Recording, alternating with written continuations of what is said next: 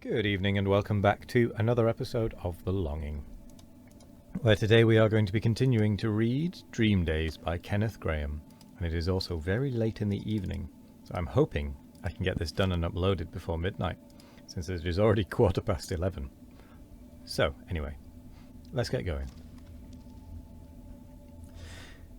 One evening the shepherd, who for some nights past had been disturbed and preoccupied, and off his usual mental balance, came home all of a tremble, and, sitting down at the table where his wife and son were peacefully employed, she with her seam, he in following out the adventures of the giant with no heart in his body, exclaimed with much agitation, "It's all up with me, Maria. Never no more can I go up on them there downs, was it ever so?" "Now don't you take on like that," said his wife, who was a very sensible woman. "But tell us all about it first, whatever it is as has given you this shake-up, and then me and you and the son here, between us, we ought to be able to get to the bottom of it." "It began some nights ago," said the shepherd. "You know that cave up there? I never liked it, somehow, and the sheep never liked it neither. And when sheep don't like a thing, there's generally some reason for it. Well, for some time past there's been faint noises coming from that cave, noises like heavy sighings with grunts mixed up in 'em, and sometimes a snoring far away down, real snoring, yet somehow not honest snoring, like you and me o' nights, you know." "I know," remarked the boy quietly. "Of course I was terrible frightened," the shepherd went on, "yet somehow I couldn't keep away. So this very evening, before I come down, I took a cast round by the cave quietly, and there, oh Lord, there I saw him at last, as plain as I see you." "Saw who?" said his wife, beginning to share in her husband's nervous terror. "Why, him, I'm a-telling you," said the shepherd. "He was sticking halfway out of the cave, and seeming to be enjoying of the cool of the evening in a poetical sort of way. He was as big as 4 cart horses, and all covered with shiny scales, deep blue scales at the top of him, shading off to a tender sort of green below. As he breathed, there was that sort of flicker over his nostrils that you see over our chalk roads on a baking windless day in summer. He had his chin on his paws, and I should say he was meditating about things. Oh yes, a peaceable sort of beast enough, and not ramping or carrying on or doing anything but what was quite right and proper. I admit all that. And yet, what am I to do? Scales, you know, and claws and a tail for certain, though I didn't see that end of him. I ain't used to 'em, and I don't hold with them, and that's a fact." The boy, who had apparently been absorbed in his book during his father's recital, now closed the volume, yawned, clasped his hands behind his head, and said sleepily, "It's all right, father. Don't you worry. It's only a dragon." "Only a dragon?" cried his father. "What do you mean, sitting there, you and your dragons? Only a dragon indeed. And what do you know about it?" "'Cause it is, and 'cause I do know," replied the boy quietly. "Look here, father. You know we've each of us got our line. You know about sheep and weather and things. I know about dragons. I always said, you know, that cave up there was a dragon cave. I always said it must have belonged to a dragon sometime, and ought to belong to a dragon now, if rules count for anything. Well, now you tell me it has got a dragon, and so that's all right. I'm not half as much surprised as when you told me it hadn't got a dragon. Rules always come right if you wait quietly. Now, please, just leave this all to me, and I'll stroll up tomorrow morning. No, in the morning I can't. I've got a whole heap of things to do. Well, perhaps in the evening, if I'm quite free, I'll go up and have a talk to him, and you'll find it'll be all right. Only please, don't you go worrying round there without me. You don't understand 'em a bit, and they're very sensitive, you know." "He's quite right, father," said the sensible mother. "As he says, dragons is his line and not ours.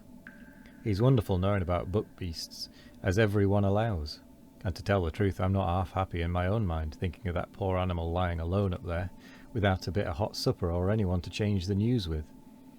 And maybe we'll be able to do something for him. And if he ain't quite respectable, our boy'll find it out quick enough. He's got a pleasant sort of way with him that makes everybody tell him everything. Next day, after he'd had his tea, the boy strolled up the chalky track that led to the summit of the downs, and there, sure enough, he found the dragon, stretched lazily on the sward in front of his cave. The view from that point was a magnificent one. To the right and left, the bare and billowy leagues of the downs. In front, the vale with its clustered homesteads, its threads of white roads running through orchards and well-tilled acreage. And far away, a hint of grey old cities on the horizon.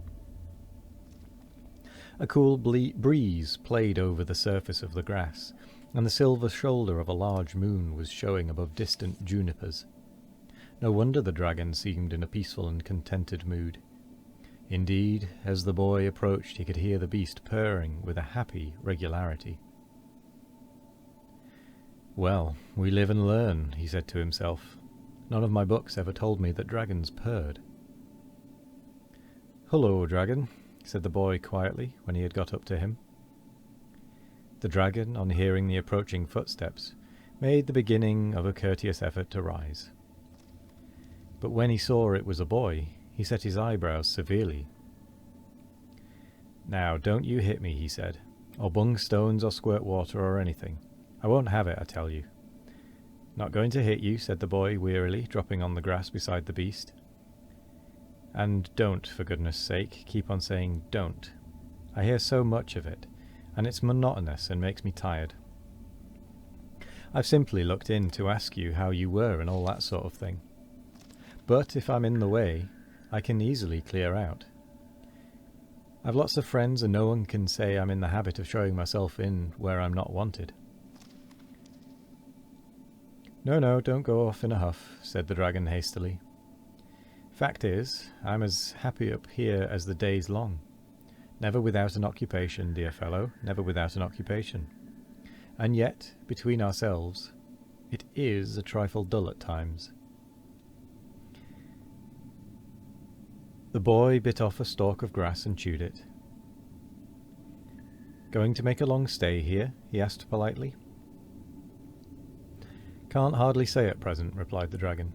"It seems a nice place enough, but I've only been here a short time, and one must look about and reflect and consider before settling down. It's rather a serious thing, settling down. Besides, now I'm going to tell you something. You'd never guess it if you tried ever so. Fact is, I'm such a confoundedly lazy beggar." "You surprise me," said the boy civilly.